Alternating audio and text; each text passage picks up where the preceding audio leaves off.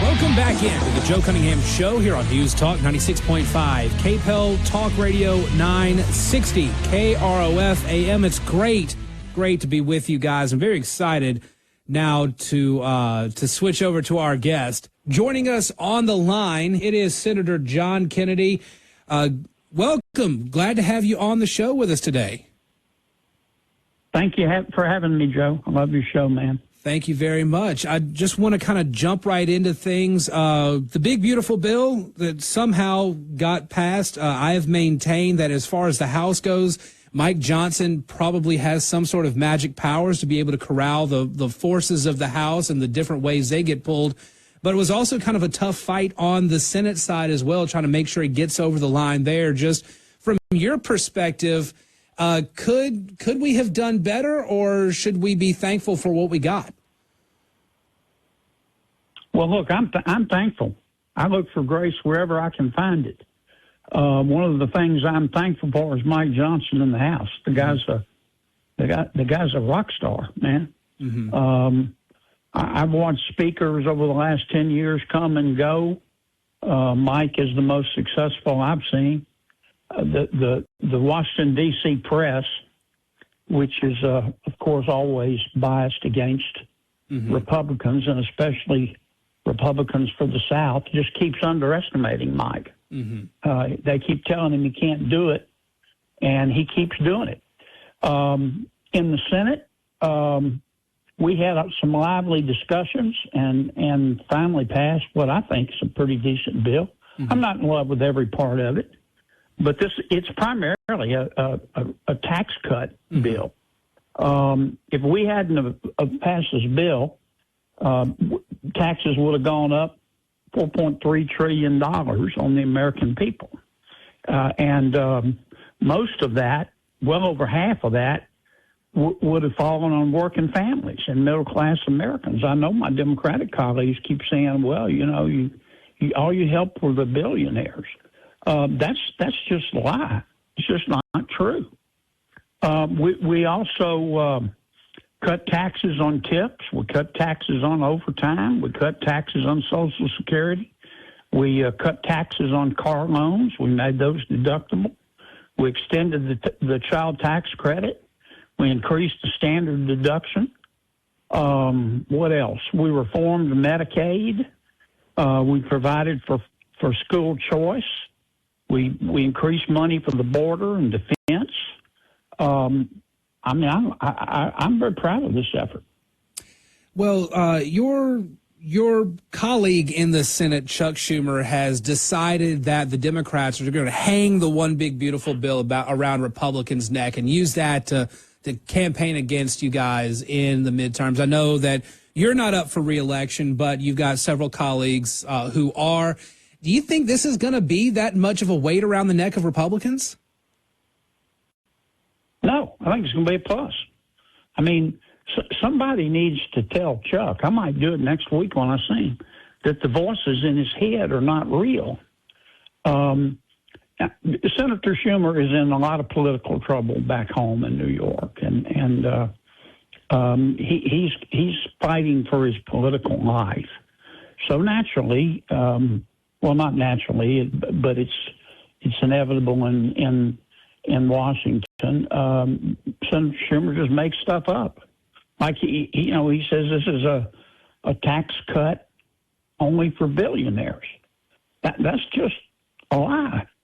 He says people will die if as a result of this bill. I mean, that's just a lie. He's talking about Medicaid. What we under this bill, Medicaid, Joe, is spending going to actually go up over the next 10 years, about 20%. All we did was say, look, if you're not eligible to be on Medicaid, if you make too much money, or you refuse to work, or you're a foreign national in our country illegally, you're no longer going to be given Medicaid.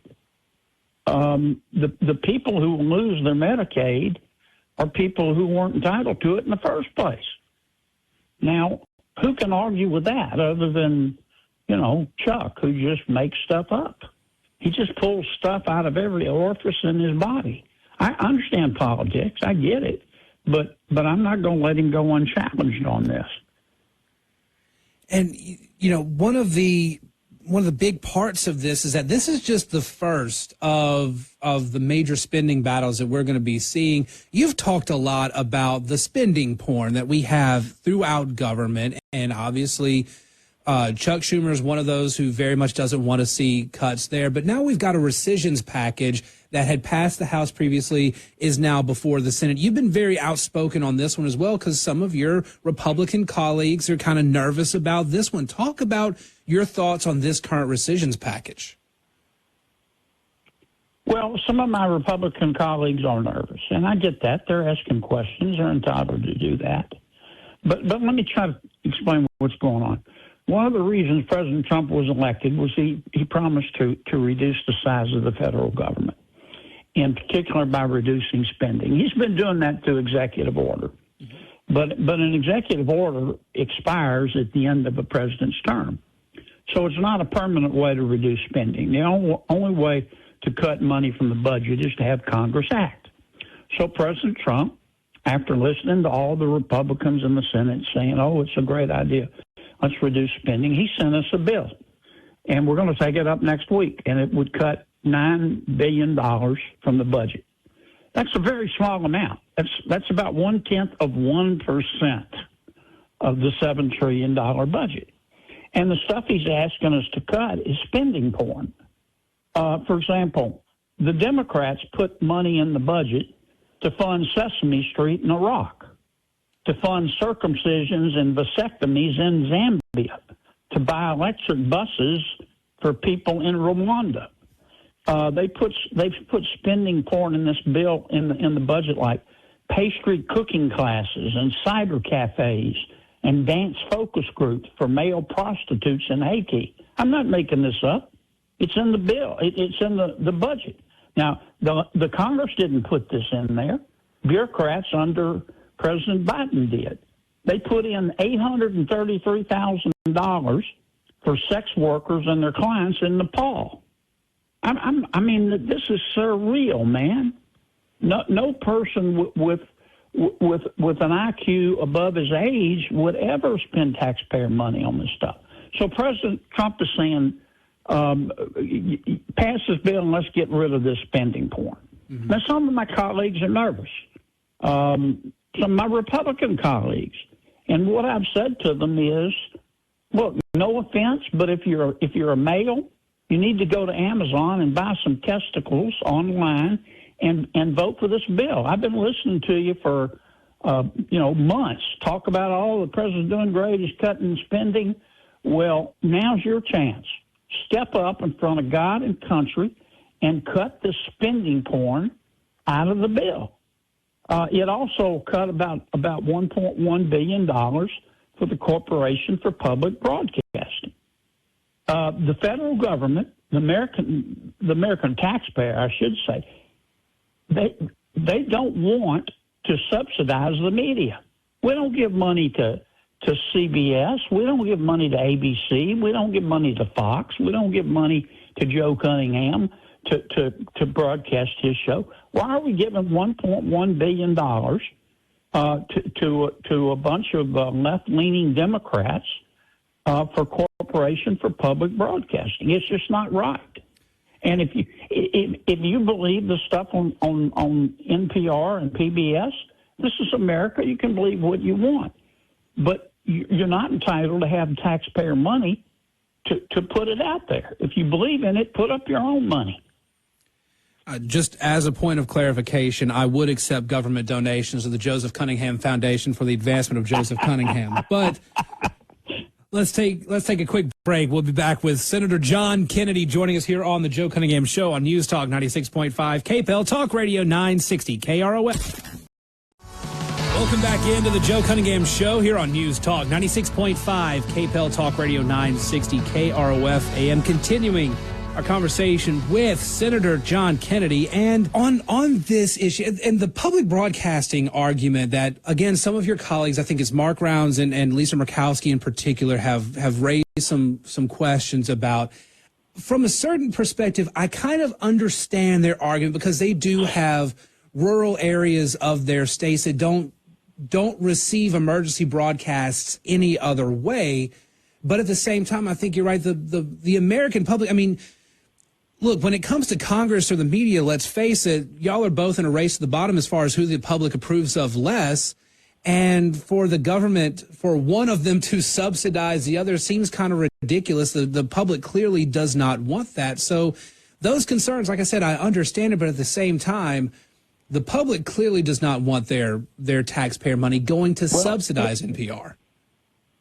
Joe, you made some fair points, but some of my colleagues say, that we have to have NPR and PBS in rural areas, otherwise they can't get the news.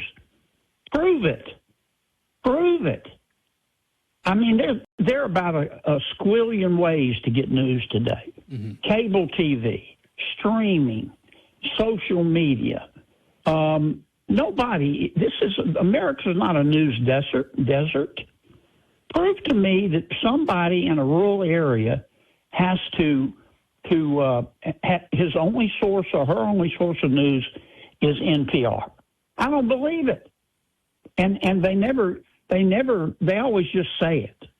Mm-hmm. And the truth is that some people like the stuff that's published on NPR and PBS, and that is their right. But it is not their right to have the people in America who don't agree with it subsidize them. And that's all I'm saying. I'm not trying to pick on NPR or PBS. I'm saying that the American taxpayer doesn't want to give any money to the media. I mean, if you want to start a news organization and talk trash, that's your business. But you're not entitled to government money to do it. And all this stuff that we won't have an emergency broadcast system. That's all a bunch of nonsense, man. That's nonsense on a stick. In looking at the future of cuts, because this rescissions package, I think, is what, $9.4 billion. A lot of folks, it's virtually nothing. Yeah, and there's, I think Russ Vogt with OMB said that this is just the beginning. If we can get this one passed, there will be more rescissions packages coming. And I think DOJ, they were looking for hundreds of billions, if not maybe going into the trillions. They didn't really find near that much, but wouldn't every little bit help in this regard? Well, DOJ did find a lot. Mm-hmm. The problem is that the president, on all the spending found by DOJ, he cut it through executive order. And he did it for not just by canceling grants, but by eliminating programs. But he had to do it through executive order, and it's not permanent. The only way to permanently eliminate a program is to have Congress do it. That's in our Constitution. And that's all these rescission packages, as we call them, are mean. All President Trump is doing, he says, look, I found all this wasted money in the budget. That's all he's saying. I don't think we ought to be spending taxpayer money, he's saying, to fund sex workers and their clients in Nepal. So he's saying Congress cut it out and cut it out permanently. Now, that's not unreasonable. And civilization is not going to melt if we get rid of this trash. And on NPR and PBS and corporations of public broadcasting, the president is just saying, look, why are we giving taxpayer money to support this form of the media but not other forms of the media? Why are we not giving money to CNN? Why are we not giving money to Fox? Why we're not giving money to Joe Cunningham? It's just not fair. Mm-hmm. And if people want to listen to NPR and PBS, they're entitled to. But they need to go out and raise their own money. That's all and I think the president's right on this. And some of my colleagues, they get all weak-kneed and nervous and, somebody's going to get mad at me. Go to Amazon, man, buy a spine. American taxpayers do not support the spending porn. And this is how we ended up with $37 trillion in debt, Joe. I've been all over Washington, D.C., man. I've been every part of it. I can't find a money tree. This money doesn't just fall from heaven. We thank heaven for it, but it comes out of people's pockets, for God's sakes. Yeah, it's definitely a growing problem, and it really feels we've always heard the term fiscal cliff, either here in the state of Louisiana or at the national level. It feels like it's fast approaching, and we can make all the cuts we want to. It seems that sooner or later we're going to hit that cliff, and we're really not going to know what to do because we're going to be forced to make some really ugly decisions at that point. And even then, it sounds like Democrats and even some Republicans would be against it. Well, people in government have got to relearn the magical healing power of the word no. Now, this current budget, I'm not going to talk in platitudes. I'm going to give you an example. This current budget contains $500,000 to buy the government in Rwanda some electric buses. Okay? Mm-hmm. Now, somebody in the bureaucracy came up with this idea, and nobody told them no. And this is the chance for Congress to step up to the plate in front of God and country and say, no, we're not going to spend $500,000 to buy the people of Rwanda, who I'm sure are good people, electric buses. If they want electric buses, they need to buy them themselves. We need this money. We need this money to educate our kids and to help people who are too poor to be sick and to build roads. And it's a matter of priorities. Anyway, that's the way I see it. I'm going to vote for this. I'm going to vote for it happily. If they let me vote twice, I will. I'm not sure it'll pass because I got some colleagues on both sides, Republicans and Democrats. You know, they talk a good game. But let me tell you something. In Washington, talk doesn't matter.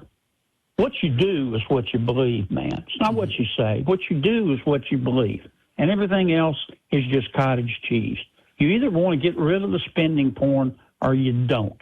So step up to the plate. You can vote yes, you can vote no, or you can run like a dog to the tree line and try to avoid the issue. But the American people need to see who's for this kind of nonsense and who's not. Senator John Kennedy joining us here on the Joe Cunningham Show. Senator, as always, great to talk to you, and I hope to be able to get you on a little bit more, especially as we try to work through some of this nonsense. I know you guys trying to get through this, and you got a big recess coming up before we come back, and we're going to have even more budget discussions in Washington, D.C. Let's do it, Joe. I love your show, man. Thank you very much. We'll take a break. We'll be back with more of the Joe Cunningham Show here on News Talk 96.5 KPEL Talk Radio 960 KROF.